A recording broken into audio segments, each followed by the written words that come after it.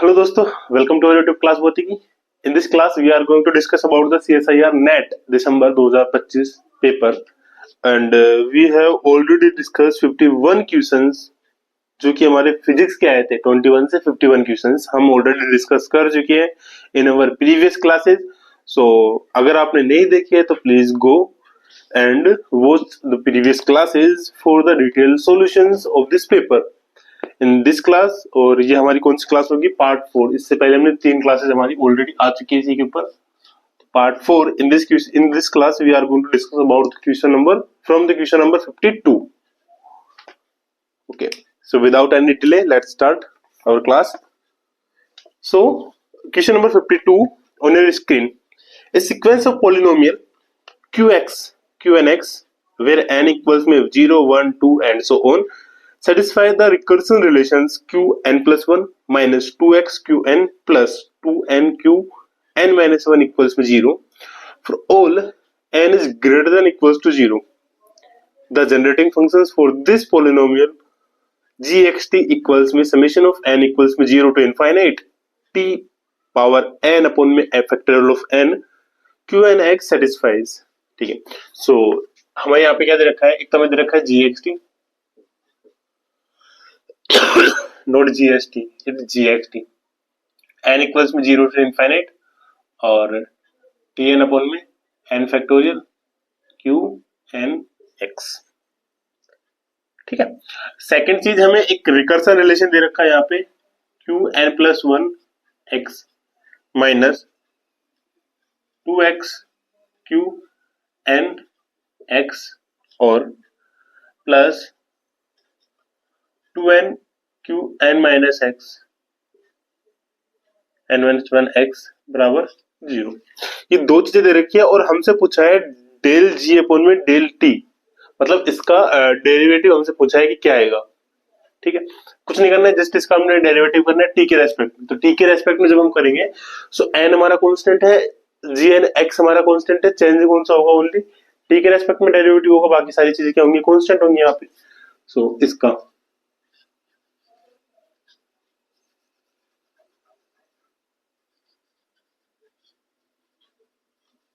Derivated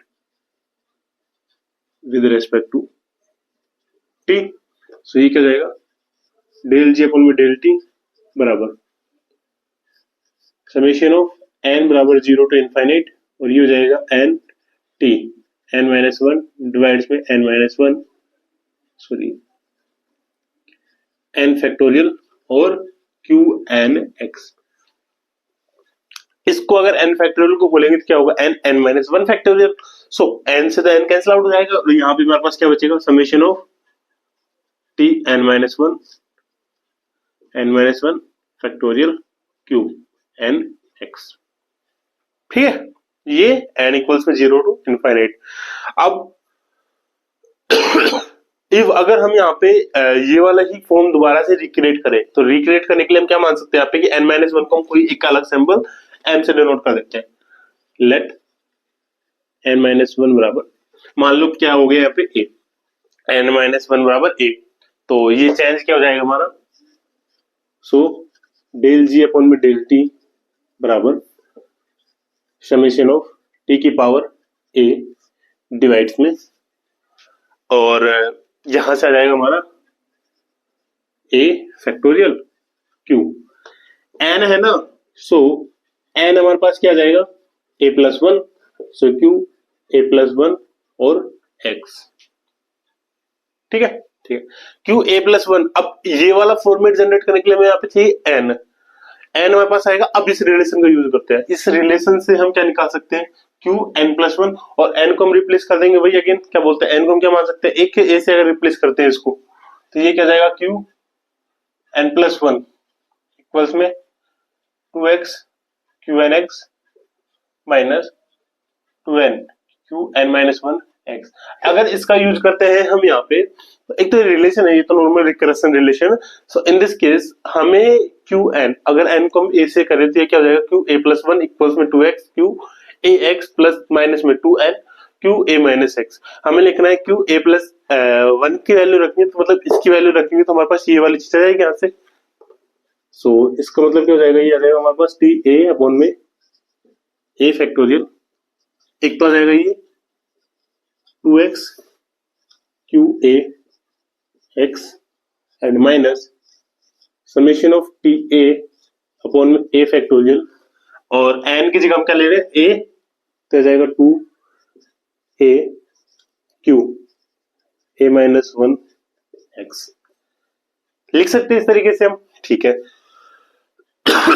तो यहां से अगर 2x को हम बाहर निकाल लेते हैं तो ये पूरा का पूरा क्या बन गया हमारे पास, ये वाली फॉर्मेट नहीं जी की यहाँ पे, तो ये तो हमारे पास क्या क्या, अगर 2x को बाहर निकालते हैं हम यहाँ पे, सो टी ए अपॉन में ए फैक्टोरियल और क्यू ए एक्स माइनस, और यहां से अगेन 2 तो आ रहा है टी ए अपॉन में ए से क्या हो रहा है, ये ए माइनस 1 फैक्टोरियल और क्यू ए माइनस 1 एक्स, ये बन रहा है।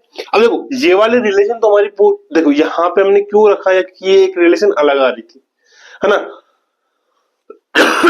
तो हमारी पूरी पूरी ये वाले रिलेशन यहाँ पे बन चुकी है, इसको हम क्या लिख सकते हैं जी एक्स, ऐसे हमें यहाँ पे कन्वर्ट करना है और जी एक्स टी के फॉर्म में लेके आना है इसको।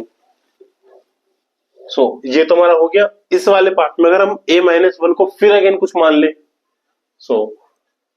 लेट a माइनस 1 इक्वल्स में मान सकते हैं हम y इन सेकेंड टर्म। यहां से हमारे पास क्या जाएगा, डेल जी अपन में डेल टी बराबर 2x जी आ गया, तो उधर से जी आ गया माइनस समेशन ऑफ टी की पावर y प्लस 1 डिवाइड्स में y फैक्टोरियल और क्यू y x, जहां से क्या जाएगा 2x G minus T summation of T y divides में y factorial Q y x, 2x G minus, और एक 2 भी था ना यहाँ पे, ये वाला 2t, और अगेन ये क्या बन गया g, डेल जी अपन में डेल टी बराबर आ जाएगा, ये 2 बाहर आ जाएगा, g बाहर आ जाएगा, और ये बचेगा x माइनस टी। ये हमारा क्या जाएगा, जो कंडीशन यहाँ पे सेटिस्फाई होगी फ्रॉम दिस टू कंडीशंस, एक रिकर्सन रिलेशन अंदर दूसरा रिजल्टिंग फंक्शन वाला। इन दोनों से जो भी सेटिस्फाई होगा हमारा ये वाला आंसर यहाँ पे आ जाएगा। ऑप्शन नंबर बी यहाँ पे क्या हो जाएगा, हमारा करेक्ट आंसर हो जाएगा इस केस के लिए ना। कर लीजिए ये वाला। Now in next question, question number 53, consider a one dimensional chain of atoms with lattice constant a.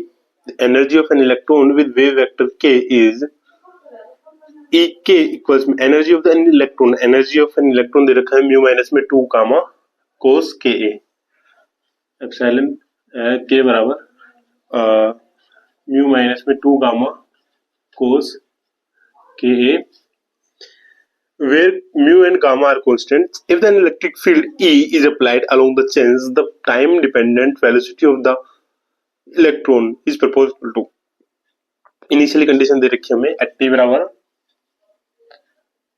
0 पर के बराबर हमारा क्या है के नोट, ठीक है। हमें टाइम डिपेंडेंट वेलोसिटी निकालनी है। इन दिस केस एनर्जी दे रखी है, हम जानते हैं एनर्जी क्या होती है हमारी नॉर्मली, जब भी ऐसा है ना, तो नॉर्मली सिंस एनर्जी हमारी होती है ई के, या नॉर्मली बोल सकते हैं ई बराबर होता है हमारा आयोटा ओमेगा, और सॉरी एच कट ओमेगा, ये होता है एच कट ओमेगा हमारा, इसकी वैल्यू होती है एनर्जी की। हमें एनर्जी निकालनी है, नॉर्मली के की फॉर्म में दे रखा है, और हमें के लेके आना है, मतलब वेलोसिटी निकालनी है। वेलोसिटी क्या निकालते हैं, ओमेगा अपॉन में के होता है। यहां से अगर हम निकालेंगे इसकी डी ओमेगा अपॉन में डी के, इधर हो जाएगा एच कट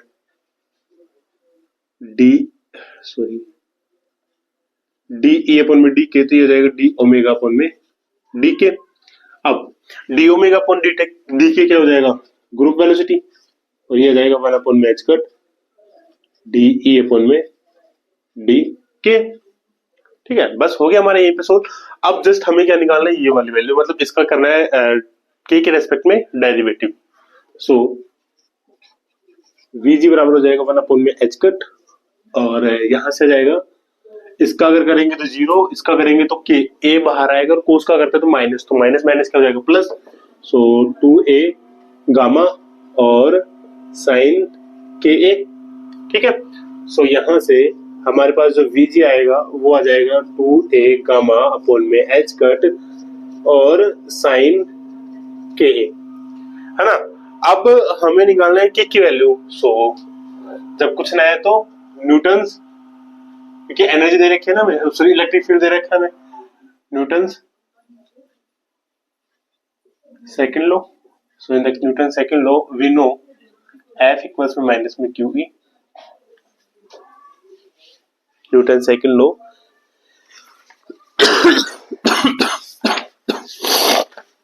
QE चार्ज हमें दे रखा है इलेक्ट्रॉन, और ये डी पे अपॉन में dt होता है, ये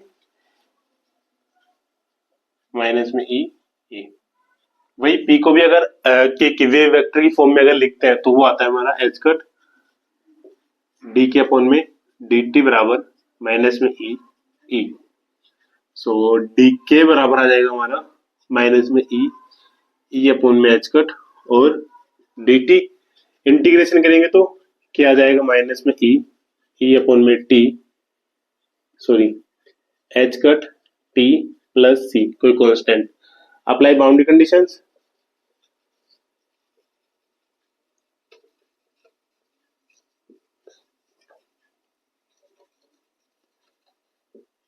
बाउंड्री कंडीशन अप्लाई करेंगे तो एट टी बराबर 0 पे के बराबर क्या था के नोट, टी बराबर 0 पे 0 plus C, that is C बराबर के नोट। सो के बराबर हमारा क्या आ गया माइनस में ई अपॉन में एच कट टी प्लस के नोट, देन ग्रुप वेलोसिटी हमसे पूछा है वीजी, यह आ जाएगा 2a गामा अपॉन में एच कट साइन, के से ए से मल्टीप्लाई हुआ तो ए से मल्टीप्लाई हुई तो जाएगा ए के नोट माइनस में ए ई अपॉन में एच कट टी। ये हमारा क्या जाएगा आंसर फॉर दिस प्रॉब्लम। तो इसके अंदर हमें देखा था group velocity of electrons proportional to, so proportional to के केस के अंदर ये वाला तो पूरा हमारा कांस्टेंट हो गया, क्योंकि ए भी कांस्टेंट था, गामा भी कांस्टेंट था, एच कट भी कांस्टेंट होता है, तो किसके प्रोपोर्शनल हो गया ये वाला साइन के ए माइनस में ए ई अपॉन में H cut T. Option number C sine K A minus में ए अपॉन में एच कट टी, तो ऑप्शन नंबर सी हमारा क्या हो जाएगा इसके अंदर करेक्ट आंसर हो जाएगा ये वाला ऑप्शन सी। कर लीजिए इसको भी, और कोई डाउट हो तो वो पूछ लेना। नेक्स्ट क्वेश्चन है question number 54, the Lagrangian L equals में this ones is invariant under the transformation x tends to x plus epsilon y and y tends to y plus epsilon x for any infinite decimal real parameters epsilon if px py denotes canonically conjugate momenta corresponding to x and y respectively, then the corresponding conserved quantity is। so हमें क्या दे रखा है यहाँ पे change दे रखा है हमें x tends to x plus sigma y और y tends to y plus epsilon x, है ना। ये चीजें हमें यहाँ पे गिवन है इन दिस क्वेश्चन, और हमसे पूछा है कंजर्व्ड क्वांटिटी, ठीक है। सो इन दिस केस जो चेंज हो रहा है यहाँ पे x के अंदर क्या चेंज हुआ है एप्सिलॉन y का, और y के अंदर चेंज हुआ है एप्सिलॉन x का। सो यूज करेंगे हम नॉर्दर्न थ्योरम, नॉर्दर्न थ्योरम, ये क्या बोलती है कि जो कंजर्व्ड क्वांटिटी होगी q वो क्या होता है, या फिर बोल सकते हैं इनवेरिएंट, वो क्या होता है हमारा px del y plus sorry px del x plus py del y, px del x plus py del y, ठीक है। x के अंदर कितना चेंज है एप्सिलॉन y का, y के अंदर कितना चेंज है एप्सिलॉन x का। सो यहां से हमारे पास हो जाएगा q बराबर px into epsilon y py into epsilon x। सो एप्सिलॉन ये आ जाएगा pxy plus py(x). That is epsilon हमारा बहुत छोटा चेंज है और एक तरीके से हो गया ना कि कंजर्व, मतलब चेंज है, पॉजिटिव चेंज है नॉर्मली, इससे कंजर्वेशन पे ऊपर कोई भी इफेक्ट नहीं होगा। सो अगर हम यहाँ पे नॉर्मली इसको हटाएंगे तो कंजर्व क्वांटिटी हमारी क्या आ जाएगी यहाँ पे नॉर्मली pxy प्लस में xpy। ये इसका क्या हो जाएगा करेक्ट आंसर। छोटा सा क्वेश्चन तो ज्यादा था नहीं, बस हमें एक ये वाला एक्सप्रेशन याद होना था और ये वाला क्वेश्चन आराम से हो जाता। 5 नंबर में क्वेश्चन था लेकिन इजी क्वेश्चन था, है ना। ठीक है, next question, question number 55। A thermistor's measures an object temperature T by measuring its resistance R according to R equals में A 10 to the power minus में N। इसमें दे रखा था R equals में A 10 to the power minus N, where A and N are positive constant, the observed resistance for different value of temperature। This one हमें यहाँ पे temperature क्या दे रखा है, टेम्परेचर और R दे रखा था। टेम्परेचर मान लो कि यहाँ पे दे रखा है 250, 300 और 350। ये दे रखा था 140, 110 और 90। कुछ नहीं करना था हमें, यहाँ पे क्या पूछा, जस्ट इसने value of the N, N की वैल्यू पूछी थी। ये रिलेशन दे रखा था टेक लॉग।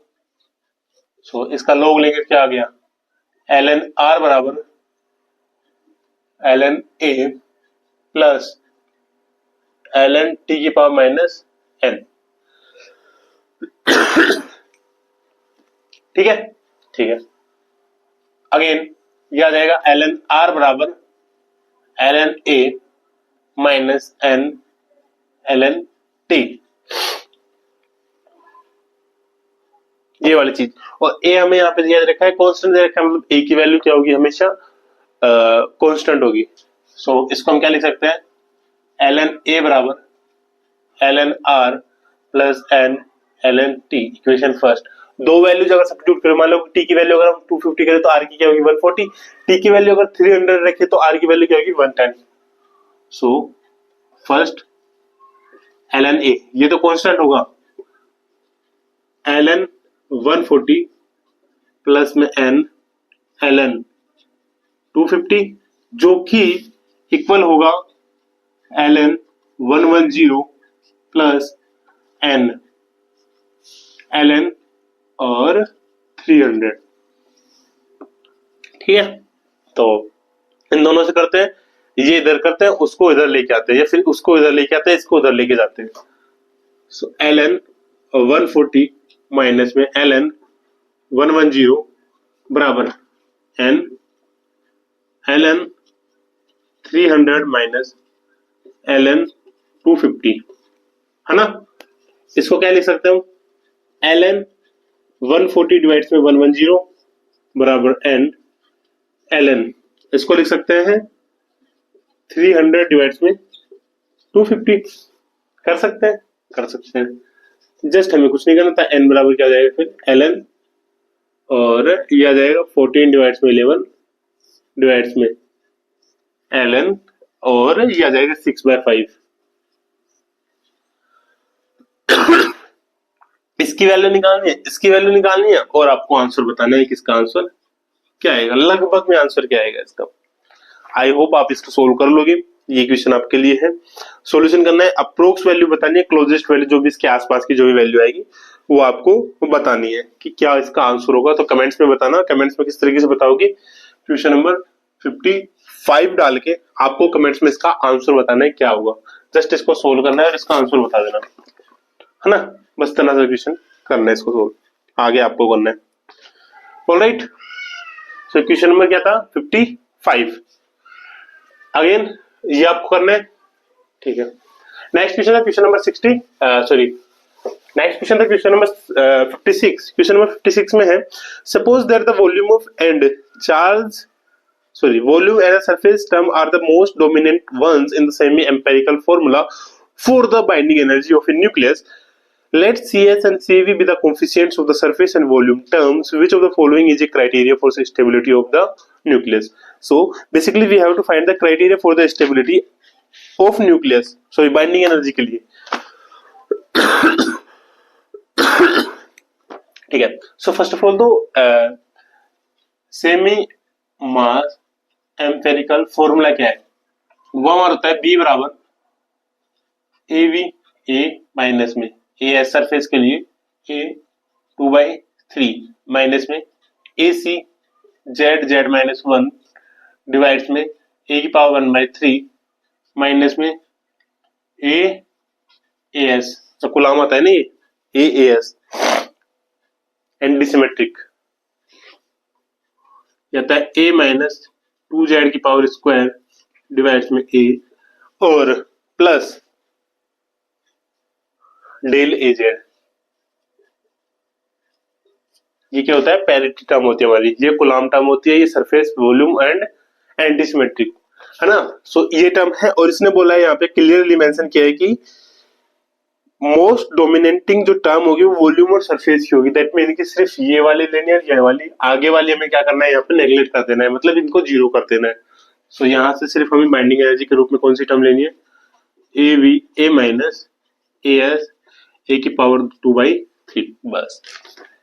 फिर इसने बोला है यहाँ पे criteria for stability of nucleus. So we know that criteria for stability वो होता है हमारा बी अपॉन में ए. बाइंडिंग एनर्जी पर atomic mass is greater than होना चाहिए ऑलवेज जीरो. ये वाली कंडीशन सेटिस्फाई होगी तो हमारा ये आंसर आ जाएगा. सो इसको करेंगे. सो यहां से क्या जाएगा हमारे पास? A V minus A S A की power 2/3 minus 1 greater than 0. So यह जाएगा A V greater than A S A की पावर माइनस 1/3. हाँ. सो ये इधर जाएगा, वो इधर आएगा. सो ये जाएगा ए की power 1/3 greater than A S upon में A V. So A is greater than A S upon में ए वी की पावर 3 है ना. अब इसने जो सिंबल यूज करे यहाँ पे वो सी एस, मतलब ए ना करके नॉर्मली सी एस और सी वी की है, तो हम उसके टर्म में अगर लिखेंगे तो A is greater than C S upon में सी वी की पावर 3. जस्ट हमें ये वाला यहाँ पे सिर्फ ये वाला रिलेशन याद रखना है. और याद रखना binding energy is the most important concept in nuclear physics, जहां से हर बार क्वेश्चन आता है CSIR नेट के अंदर, या फिर आप मान सकते हैं भी जो जेस्ट का एग्जाम आ रहा है जेस्ट के अंदर क्वेश्चन आएगा, वहां से हर बार क्वेश्चन आते हैं. सो इसको हमें नेग्लेक्ट नहीं करना है, ना कि इसको हल्के में लेके चलना है. हर बार यहाँ से क्वेश्चन आ रहा है तो क्वेश्चन इसको जरूर से जरूर अटेम्प्ट करना है हमें. तो ये हमारा था क्वेश्चन नंबर 56. क्वेश्चन नंबर 56 ठीक है, कर लीजिए इसको भी. नेक्स्ट क्वेश्चन है question number 57. In a heap of 20 biased coin, 70 have 60% probability of showing head, while the other 3 special coin have 90% probability of doing so. ठीक है. सो यहाँ पे बेसिकली क्या दे रखा है? टोटल कॉइन कितने दे रखे हैं? 20. 70 क्या दे रखे? Special coin, so normal coins दे रखे. तो प्रोबेबिलिटी ऑफ नॉर्मल कॉइन्स हम नॉर्मली मान सकते हैं कितना दे रखा है? 17 आउट ऑफ 20.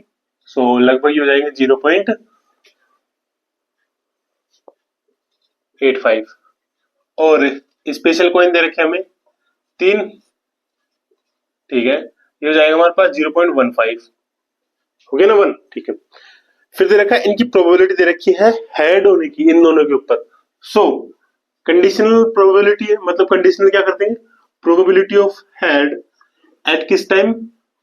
स्पेशल के टाइम, स्पेशल कॉइन्स के टाइम. वो कितने दे रखे हमें? 90%, मतलब 0.9. और प्रोबेबिलिटी ऑफ हेड कब? नॉर्मल वाले केस के अंदर ये दे रखे 60%, मतलब 0.6. ठीक है. अब इसने बोला एक coin is selected at random and tossed if the result is head, मतलब हमें प्रोबेबिलिटी दे रखी है, ओनली हमें पता है कंडीशन हेड की, मतलब जिसकी पता हो ना वो इधर और ये इधर. the probability that it was one of the three special coin is approximately best approximately, मतलब हमें प्रोबेबिलिटी निकालनी है एस की जब हमें पता है कि हेड यहाँ पे ऑलरेडी गिवन है।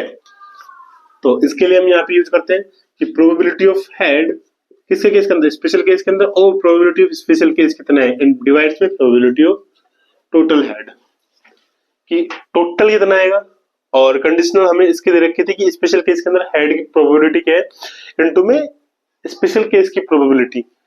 तो ये एक यहाँ पे फॉर्मूला था जिसको हम बोलते हैं बायस थ्योरम।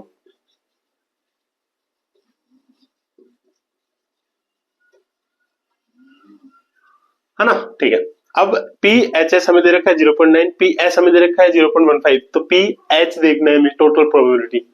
सो टोटल प्रोबेबिलिटी क्या होगी, probability of head at the case of normal और probability of normal plus probability of head at the case of special और प्रोबेबिलिटी ऑफ स्पेशल। ये क्या दे रखा था हमें 0.6 इंटू में 0.85 प्लस 0.9 इंटू में 0.15। सो 8 पंजे 6 पंजे 30, 0 6 18, 6 8 48 और 48 और 3 51, 1 2 3 3, 0.51 प्लस 9 पंजे 45, 5 4 9 एकम 9 और 4 13। सो इसकी प्रोबेबिलिटी अपनी हो जाएगी 5 4 6.0 0.645।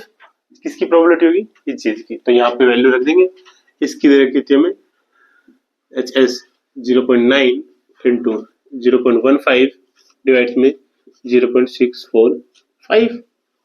बस इसको आपको सोल्व करना है और आपका यहाँ पे आंसर इसका आ जाएगा।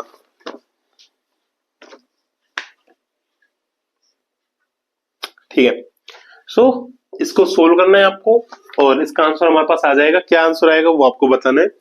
क्वेश्चन नंबर है ये वाला 57, तो कमेंट्स में 57 डाल के और इसका आंसर आपको बताना है कि क्या इसका आंसर आएगा इसको सोल्व करने के बाद, है ना। ठीक है, नेक्स्ट क्वेश्चन चलते हैं। ये हो गया आपका आई थिंक 57। नेक्स्ट क्वेश्चन था question number 58। Consider N emission line of wavelength lambda equals में 550 nanometer of argon at temperature 400 Kelvin. The full Doppler width of the emission line will be close to full Doppler width। हमें जो lambda होता है ना full Doppler width, वो formula होता है 8 kT log 2 divides में mc स्क्वायर।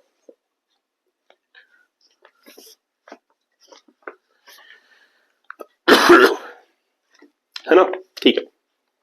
सो यहाँ पे हमें क्या क्या दे रखा है इस क्वेश्चन के अंदर, एक तो हमें दे रखा है के, हमें पता होता है 1.38 इंटू 10 टू पावर माइनस 23। दूसरा दे रखा है टी, टी हमारे पास है 400 केल्विन। तीसरा मास, कंप्लीट मास बताना आर्गन का, तो कंप्लीट मास कैसे बताएंगे, atomic mass into mass of proton. So argon का एटॉमिक मास क्या देता है 40 इंटू ये होता है 1.67 into 10 to power minus 27। So ये हो जाएगा 7 21 1 7 एकम 7 7 14 7 4 चौक सॉरी 4 7 28 2 4 6 24 और 2 26 6 2 4 एकम 4 और 2 6 1 और 2 ये हो गया into 10 to power minus 27 KG. C की value we all net 3 into 10 to power 8 metre per centimetre square. ln2 की जो वैल्यू होती है वो होती है 0.693। ठीक है, सो ये वैल्यूज आपको सब्स्टिट्यूट करनी है और आपको बताना है इसका आंसर, और इसका जो आंसर होगा वो बेसिक कोई भी आए, लेकिन हमें 10 टू की पावर्स में बताना है, 10 की पावर्स में बताना है। तो 10 की पावर्स में इसका आंसर क्या आएगा वो आपको कमेंट सेक्शन में मार देना है, जूल पर केल्विन, है ना। ये सारी वैल्यूज डॉपलर विड्थ के अंदर यहाँ पे सब्स्टिट्यूट करनी है। फॉर्मूला याद रखना 8 kT ln2 डिवाइड्स में mc स्क्वायर, 8 kT ln2 अपन में mc स्क्वायर, 8 kT ln2 अपन में mc स्क्वायर, 8 kT ln2 अपन में mc स्क्वायर। इसमें सब्स्टिट्यूट करना है वैल्यू और आपको इसका आंसर बताना है इसका आंसर क्या होगा। ठीक है, तो छोटा सा क्वेश्चन था 58। ज्यादा हार्ड क्वेश्चन नहीं था, तो आराम से होने लायक क्वेश्चन था ये भी। Next question number 59, A spherical gaseous ball of radius 15 meter was formed with a temperature T बराबर 3 into 10 to power 5 Kelvin. The gas expand adiabatically and its temperature dropped to 5 into 10 to power 3 Kelvin. Given gamma equals 5/3 for this gas, the radius of the ball becomes approximately. All right.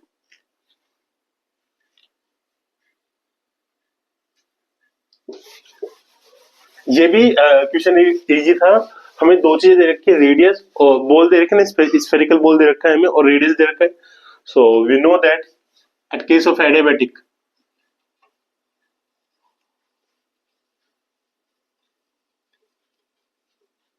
Adiabatic के case के अंदर हमें पता है volume और temperature के अंदर जो रिलेशन होता है वो होता है V गामा माइनस 1 T बराबर कांस्टेंट। ठीक है, अब V के अंदर इसने वॉल्यूम दे नहीं रखा, वॉल्यूम की जगह क्या दे रखा है, रेडियस, और रेडियस किसकी दे रखी है, स्फेरिकल बॉल की। सो सिंस स्फेरिकल बॉल के लिए वॉल्यूम क्या होता है, 4/3 पाई आर क्यूब। 4/3 पाई तो क्या हो गया, कांस्टेंट हो गया, तो कांस्टेंट हट जाएगा, तो यहां से जब इसको सब्स्टिट्यूट करेंगे तो क्या आएगा, आर की पावर 3 गामा माइनस 1 टी बराबर कांस्टेंट। अब आ जाते हैं क्वेश्चन के ऊपर। क्वेश्चन में हमें दे रखा है पहले केस, जब R1 बराबर 15 मीटर है, तो T1 बराबर हमारा क्या हो रखा है यहाँ पे, 3 into 10 to the power 5 kelvin. R2 हमें निकालना है जब T2 ड्रॉप होता है 5 into 10 to the power 5 kelvin. यहाँ पे रखते हैं, और ऑल्सो गामा बराबर हमें दे रखा है पाई 5/3। सो R1 3 5/3 minus 1 T1 बराबर R2 3 5/3 minus 1 और T2। इसको सोल्व करेंगे तो 5/3 minus 1 तो होगा 2/3, बाहर 3 है, सो 2, R स्क्वायर बच गए, R1 स्क्वायर T1 बराबर, ऐसे ही यहाँ पे R2 स्क्वायर T2। हमें निकालना है क्या, R2, सो ये जाएगा R1 स्क्वायर T1 अपॉन में T2। सो R2 आ जाएगा हमारा R1 और under root of T1 upon में T2। When we solve this question expression, so ये जाएगा R1 क्या दे रखा है 15, अंडर रूट ऑफ T1 कितना दे रखा है 3 into 10 to the power 5 divide से 5 into 10 to the power 5, यह आ जाएगा 15 और यह आ जाएगा अंदर 3/5। अब अंडर रूट ऑफ 3 की value we know that 1.735, and ऐसे ही अंडर रूट ऑफ 5 की वैल्यू क्या होगी वो आपको कमेंट सेक्शन में मार के बताना है। अंडर रूट ऑफ 5 की वैल्यू आई थिंक हो जाएगी 2.05 के समथिंग, हाँ 2.05 के समथिंग इसकी क्या होगी वैल्यू होगी 5 की। तो लगभग इसको हम सोल्व करेंगे तो 5 into 1.732 डिवाइड्स में 2.05, इसको मल्टीप्लाई करेंगे तो 15 दूनी 30, 01 15 एकम 15 15 3 45 45 और 3 48 8 4 15 7 51 15 एकम 15 15 15 6 90 15 7 105 105 और 4 109 9 10 15 एकम 15 10 25 1 2 3 1 2 3 डिवाइड में 2.05।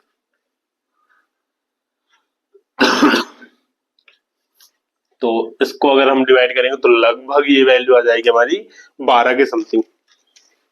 तो ऑप्शन के अंदर अगर हम देखें,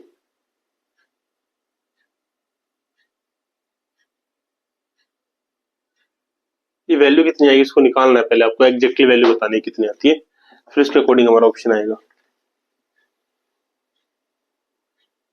वो 1 मिनट अब वी हैव मेड मिस्टेक, यहाँ पे 5/3 है ना, 3 है, सॉरी बस यही मिस्टेक हो गई थी। तो यहाँ पे 2 बचेगा तो इनटू में 10 और आएगा, यहाँ पे इनटू में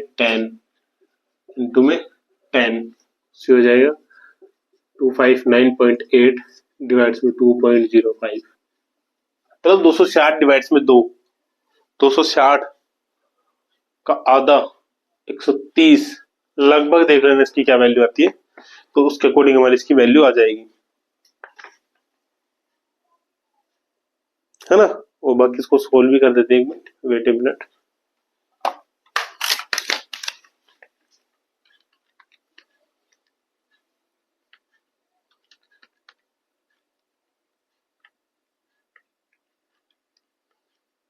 अंडर रूट ऑफ 5 वैल्यू आती है 2.24, करेक्ट वैल्यू होती है 2.24।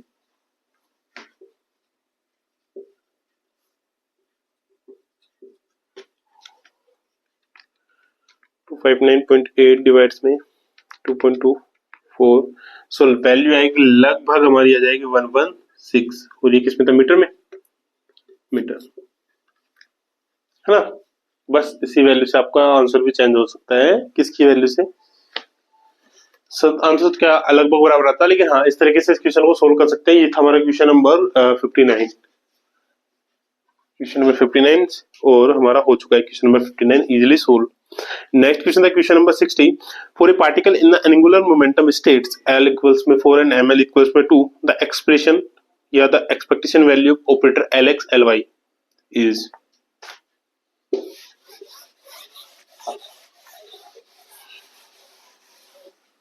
हमें दे रखा है एक्सपेक्टेशन वैल्यू निकालनी है हमें LX LY की, राइट। हम जानते हैं LX क्या होता है, LX बेसिकली होता है हमारा LX प्लस आयोटा LY। ऐसे LY जो होता है हमारा LX माइनस में सॉरी सॉरी सॉरी सॉरी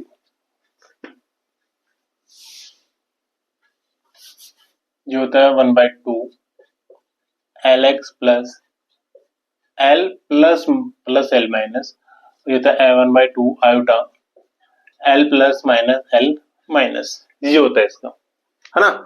तो ये वैल्यू हम यहाँ पे एक्सपेक्टेशन वैल्यू में रखेंगे, हो जाएगा 1/4 आयोटा एक्सपेक्टेशन वैल्यू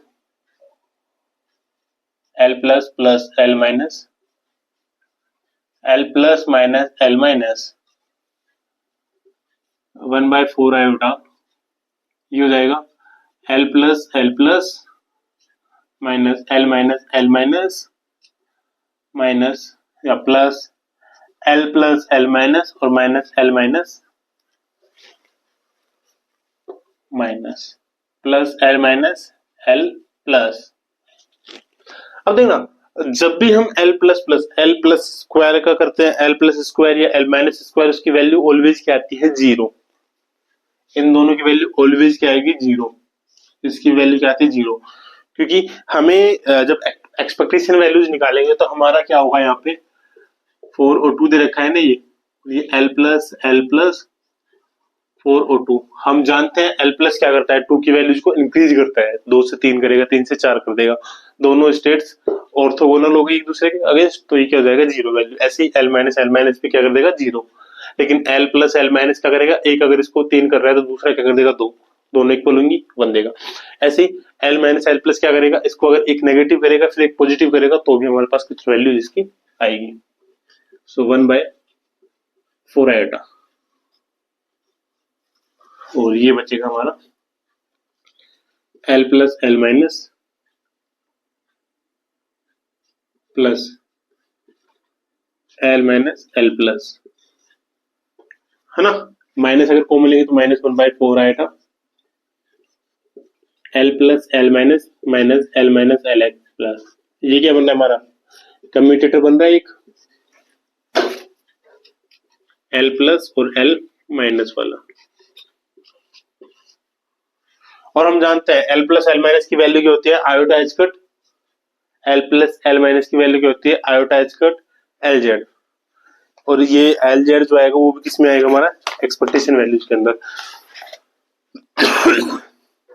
इसकी जो वैल्यू आती है वो क्या जाएगी, -1/4 आयोटा इंटू में 2 एच कट LZ, और ये LZ किस में आएगा, एक्सपेक्टेशन वैल्यू इसकी,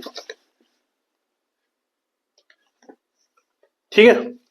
ये 2 एच कट और LZ क्या आएगा इसकी एक्सपेक्टेशन वैल्यू के अंदर। अब LZ हम जानते हैं क्या होता है, M एच कट। M क्या दे रखा है हमें यहाँ पे, M दे रखा है 2, हो जाएगा 2 एच कट, सो -1/4 4 iota into 2 H cut into में 2 एच कट। सो आयोटा अगर ऊपर जाएगा प्लस 4 से 4 cancel out, H cut square. इसका क्या होगा, सिंपल वे में इसका आंसर हो जाएगा ये वाला। बाकी आप पूरा भी सोल्व कर सकते हैं इसको एक्सपेंड करके, और इसका जो फॉर्मूला हमारा जनरल फॉर्मूला होता है वो हमारा होता है एल प्लस माइनस का जो फॉर्मूला होता है जे और एम पे जब अप्लाई करते हैं तो वो होता है under root of J plus 1 minus M plus minus 1 और जे एम प्लस माइनस 1। इस फॉर्मूले से आप इनकी वैल्यूज भी निकाल सकते हैं। एल प्लस मतलब मान लो जैसे कि एल प्लस के निकाले, फिर दोबारा एल प्लस की वैल्यू निकाल रहे हैं तो ये इधर का इक्वल आ रहा है या नहीं आ रहा है, फिर हम दोबारा से एल प्लस एल माइनस की निकाल सकते हैं, फिर एल माइनस एन प्लस की निकाल सकते हैं। एक बार करेंगे फिर दोबारा उसके ऊपर ऑपरेट कर देंगे। ये तो था ये, और इधर का हमें जे और एम ये बराबर होना चाहिए। जब ये दोनों चीज ये वाला पॉइंट अगर बराबर है तो उसको वैल्यू देगा, अगर बराबर नहीं है तो उसकी वैल्यू क्या हो जाएगी, हमारी 0 हो जाएगी। तो ये हमारा था क्वेश्चन नंबर 16, कर लीजिए इसको भी।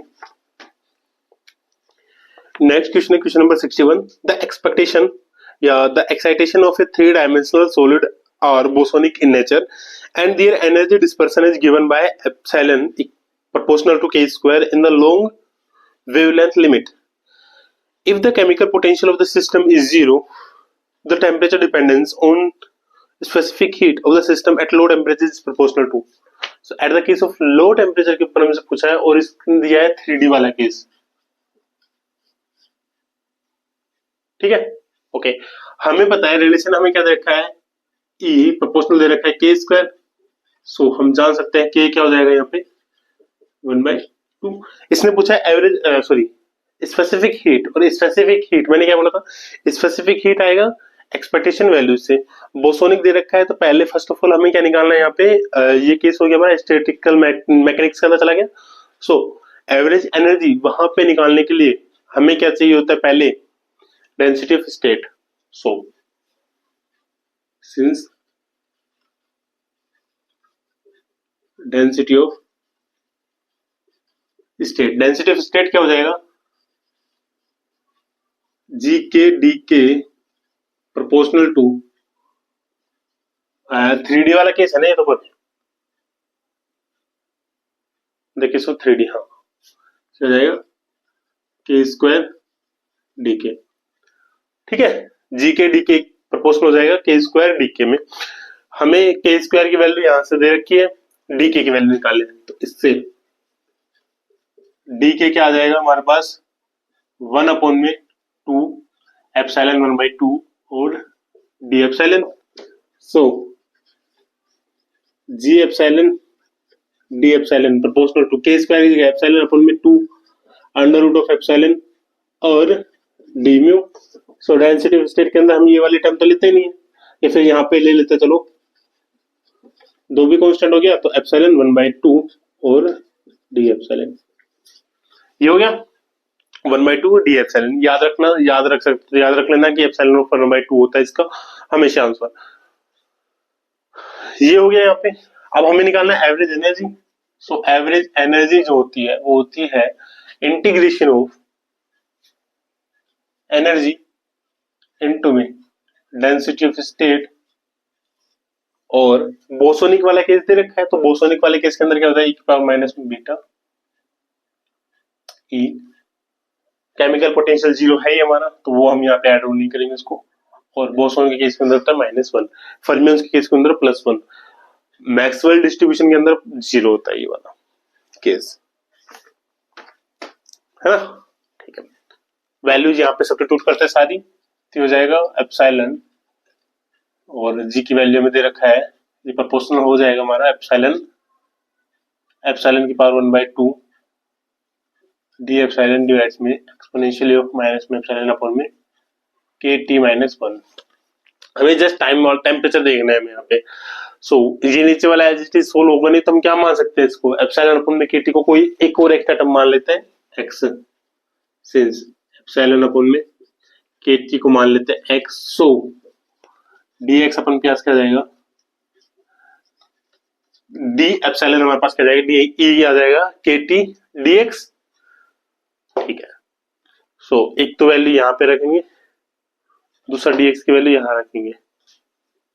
सो म्यू बराबर इंटीग्रेशन ऑफ के टी एक्स की पावर 3/2 इंटू में के टी डी एक्स डिवाइड्स में ई की पावर -x-1।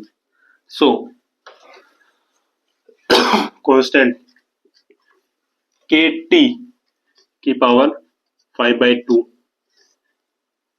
x की पावर 3/2 dx डिवाइड्स में e की पावर -x-1। हमें यहाँ पे जस्ट जो स्पेसिफिक हीट होती है वो क्या होती है, एवरेज एनर्जी का derivative with respect to time, sorry with respect to temperature. So हमें जस्ट टेम्परेचर वाली टर्म देखनी है और बाकी ये वाला तो क्या हो गया, यहाँ पे कांस्टेंट वाला पार्ट हो गया, तो इसको तो हम कंसिडर करेंगे ही नहीं। सिर्फ हम क्या लेके चलेंगे अब यहाँ पे ये वाला। So del mu is proportional हो गया टेम्परेचर के ऊपर 5/2 पे। देन स्पेसिफिक हीट क्या हो जाएगी,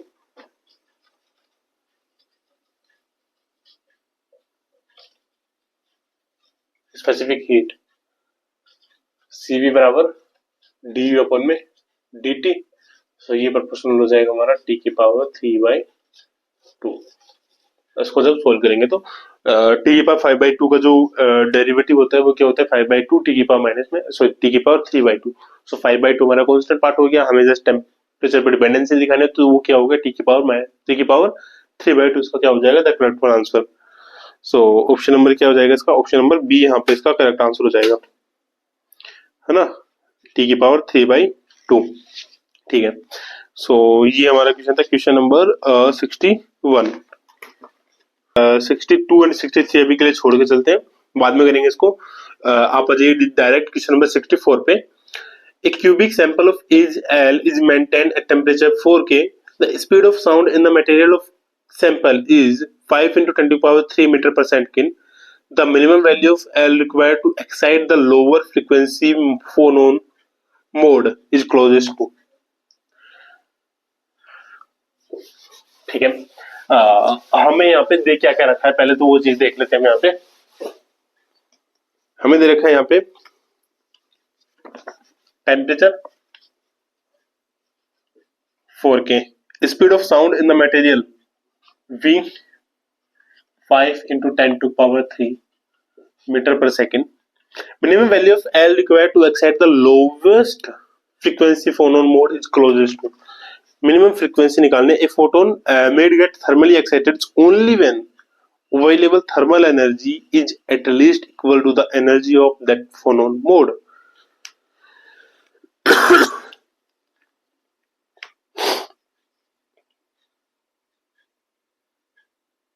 ठीक है, सो हमारे पास जो देखो एक जो नॉर्मल एनर्जी होती है वो कितनी होती है हमारे पास, के बी टी, के बराबर जो एनर्जी ऑफ फोनोन होगी वो होगी, मतलब एटलीस्ट इतनी एनर्जी तो होनी ही चाहिए, इससे अगर कम एनर्जी हुई तो फिर वो एक्साइट नहीं कर पाएगा, एक चीज।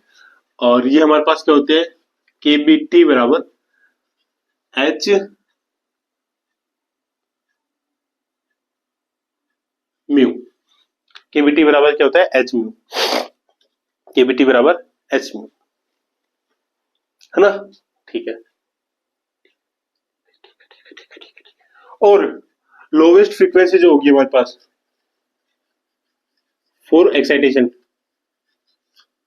लैम्डा, वो हमारे पास होगी 2L के बराबर। जैसे हम वहां पे निकालते हैं ना क्वांटम के अंदर निकालते हैं लैम्डा बराबर में 2A, जो मिनिमम वैल्यू होती है हमारे पास, उसी की तरह यहाँ पे भी क्या हो जाएगी, लोवेस्ट फ्रीक्वेंसी जो होगी वो होगी लॉन्गेस्ट वेवलेंथ, और जो क्या होगी 2L के बराबर। हमें जस्ट निकालना है L की वैल्यू यहाँ पे, तो लैम्डा और L इस इक्वेशन में हम जानते हैं फ्रीक्वेंसी क्या होती है, एच सी या V बराबर में लैम्डा, जो म्यू होती है वो क्या होती है सी अपन में लैम्डा। यहाँ पे वेलोसिटी मेरे पास V दे रखी है और ये लैम्डा हो गया, या के बी टी बराबर एच वी अपन में 2L हो जाएगा। सो L हमारे पास क्या जाएगा यहाँ पे, एच वी अपन में 2 के बी टी।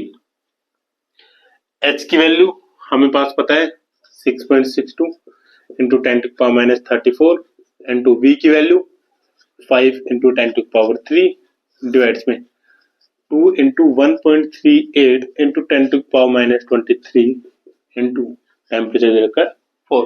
ये जूल पर सेकंड में होता है, ये जूल पर केल्विन, जो जूल से जूल कैंसिल आउट हो गया, पर केल्विन और केल्विन से केल्विन कैंसिल आउट हो गया।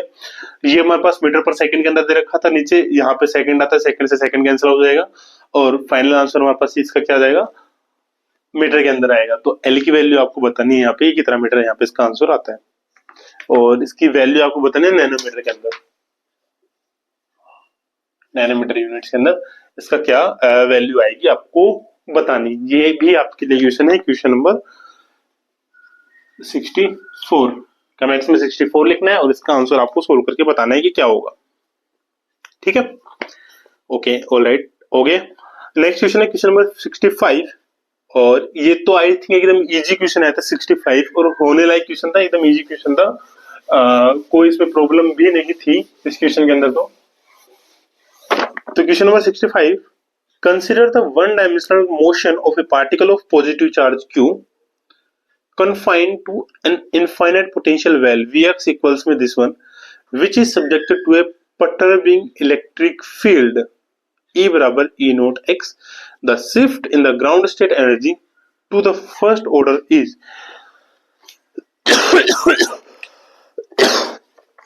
ठीक है, हमने आई थिंक ये कल क्वेश्चन किया था, हमने प्रोबेबिलिटी वाला था, कल किया था। कब किया था? जब मैंने बोला था कि उसका स्टार इफेक्ट वाला, एक स्टार इफेक्ट वाला हमने क्वेश्चन किया था। सो यहाँ पे हमें दे रखा है पोटेंशियल, दे रखा है 0 होगा for 0 x and pi and infinite for otherwise, है ना। एक ये था। इलेक्ट्रिक फील्ड हमें दे रखा है E नोट x कैप, मतलब x डायरेक्शन के अंदर दे रखा है। तो मैंने क्या बोला था, स्टार इफेक्ट से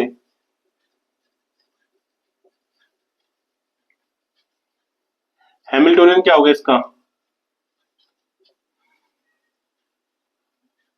स्टार इफेक्ट से इसका हैमिल्टोनियन H वो जो होगा -Q E नोट और x में तो x, इसका हैमिल्टोनियन होगा, होगा या नहीं होगा, होगा, है ना, होगा।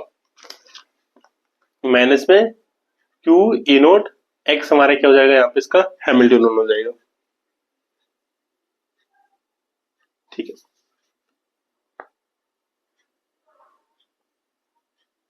ठीक है। अब यहाँ पे पूछा है shift in the ground state energy, मतलब फर्स्ट ऑर्डर पर्टर्बेशन एनर्जी इसने यहाँ पे हमसे पूछी है, आस्क की है। और ground state energy in that case हम जानते ही हैं, इसके केस के अंदर जो होता है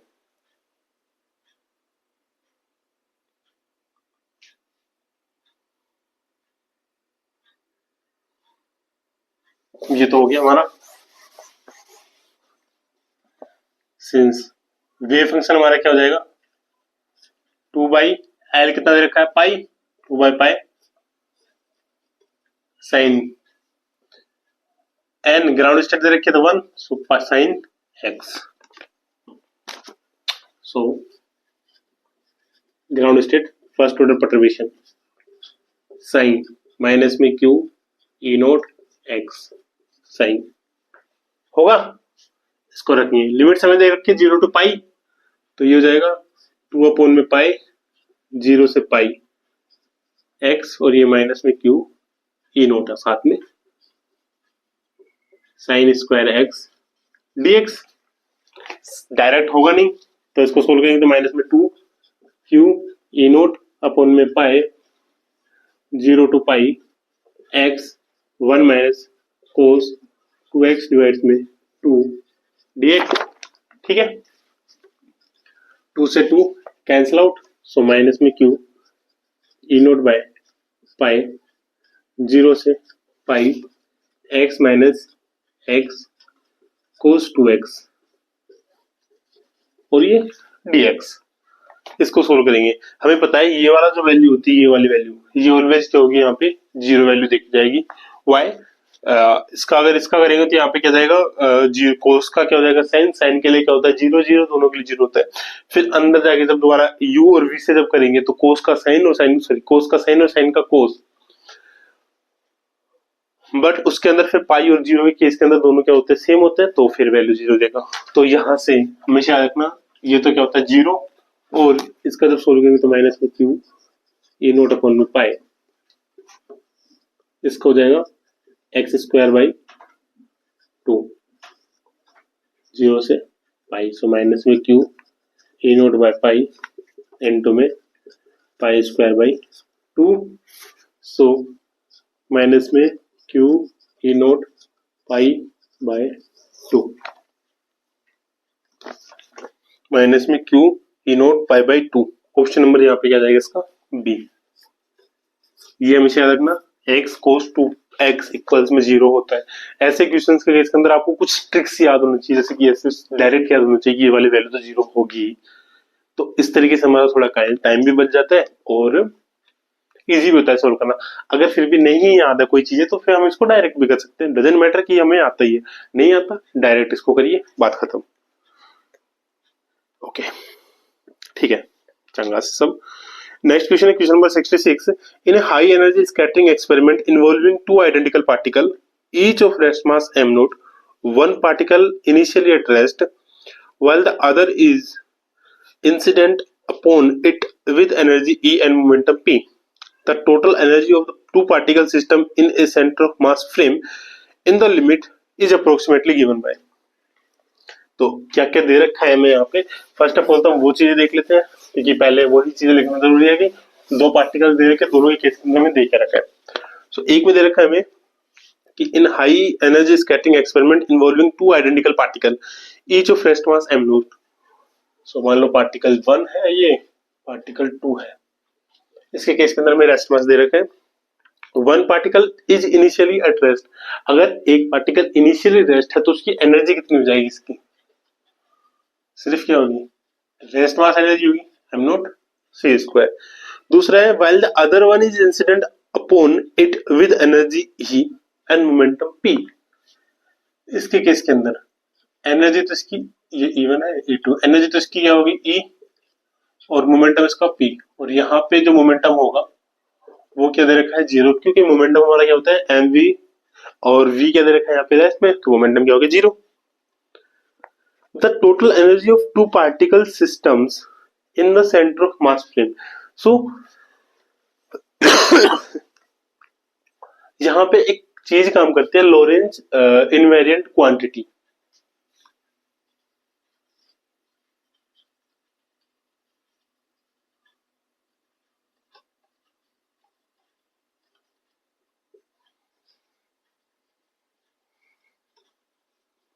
वो क्या बोलती है, वो होती है हमारी एस बराबर एनर्जी टोटल का स्क्वायर माइनस में मोमेंटम टोटल का स्क्वायर। ऑलवेज क्या होता है, सेम होता है सभी फ्रेम्स के अंदर। सो मान लो ये वाला हमारा क्या है, इस फ्रेम के अंदर है, हमसे पूछा है किसमें, सेंटर ऑफ मास फ्रेम के अंदर, और इसने सेंटर ऑफ मास फ्रेम के अंदर हमसे पूछा है टोटल एनर्जी। सो ये किसके अगेंस्ट हो जाएगा, सेंटर ऑफ मास फ्रेम के अंदर निकालेंगे तो ई टोटल का square centre of mass frame minus P total का square in case of centre of mass frame, और ये हमें इस वाले फ्रेम में दे रखा है ना। अब हमें ये भी पता है कि in the centre of mass frame, in centre of mass frame जो मोमेंटम होता है, मोमेंटम ऑलवेज क्या होता है जीरो, क्योंकि एक पॉइंट पे देखते हैं, इधर से आएंगे, इधर से पार्टिकल आएंगे, जिस पॉइंट पे वहां पे क्या होगा, टोटल मोमेंटम हमारा क्या होता है जीरो। ठीक है,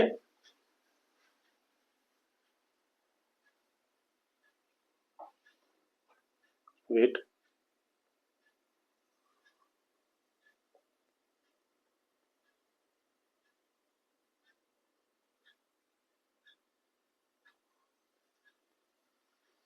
ऑलराइट।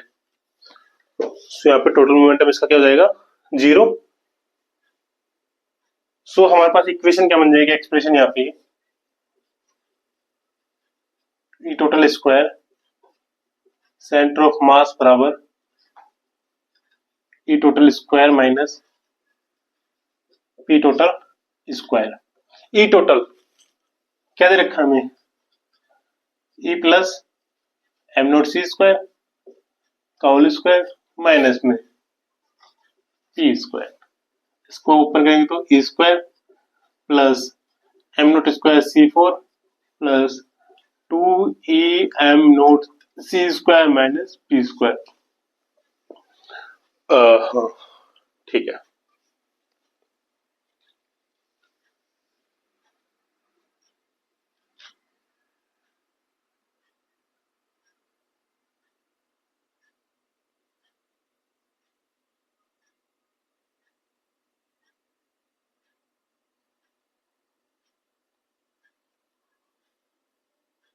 मोमेंटम है ना पी स्क्वायर। एक और गलती अपने करिए, कहाँ पे, यहाँ पे मोमेंटम होता है P square C square, P square C square, P square C square, P square C square, P square C square, P square C square.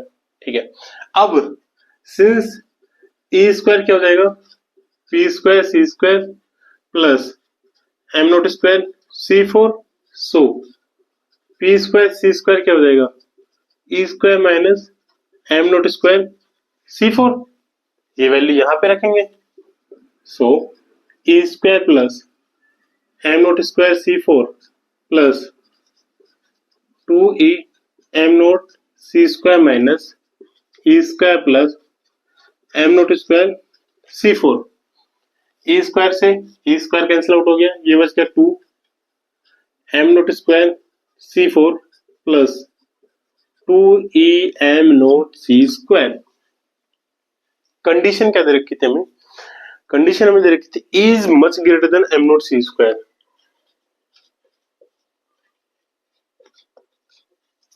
तो अगर यहां से ये वाली पूरी टर्म बाहर अगर कॉमन लेते हैं हम यहाँ पे, मतलब 2e M note C square, सी बचेगा 1 mile plus M note C square divides में e। इस कंडीशन के अकॉर्डिंग जो ये वाली टर्म होगी, मतलब 1 plus M note C square divides में e, लगभग होगी ये 1 के बराबर। सो हमारे पास ये क्या जाएगा, 2e M note C square, सो ई जो सेंटर ऑफ मास के अंदर टोटल एनर्जी देख रहे हो क्या होगा, under root of 2e M note C square. ये इसका क्या हो जाएगा, इस क्वेश्चन के लिए आंसर इसका आराम से हमारे पास आ जाएगा, है ना। सो ये क्वेश्चन था question number 66, option number D हमारे पास इसका क्या हो जाएगा, करेक्ट आंसर आ जाएगा। ठीक है, ठीक है। तो इस क्लास में, इस वीडियो में इतना ही। नेक्स्ट वीडियो में हम आगे क्वेश्चन डिस्कस करेंगे। तब तक के लिए जो भी इस क्वेश्चन के इन क्लास में, इस क्लास में जो भी डाउट है आपको, वो डाउट हमें टेलीग्राम पे भेज देना। जिस क्वेश्चन में भी आपको डाउट हो वो भी आप भेज देना। बाकी अगली के अंदर इस पूरे पेपर को हम कंप्लीट करते हैं एंड देन इसके बाद कोई नया पेपर हम स्टार्ट करेंगे, है ना। तब तक के लिए पढ़ते रहिए फिजिक्स, पढ़ाते रहिए फिजिक्स, पढ़ाते तो क्या, अपने डाउट सोल्व करते रहिए फिजिक्स, और अच्छे तरीके से प्रिपरेशन करनी है, अच्छे से हमें पेपर निकालना है। मिलते हैं अगली वीडियो में इस पेपर को कंप्लीट करते हुए। तब तक के लिए ध्यान रखिए अपना और अपने आसपास के लोगों का। जय हिंद।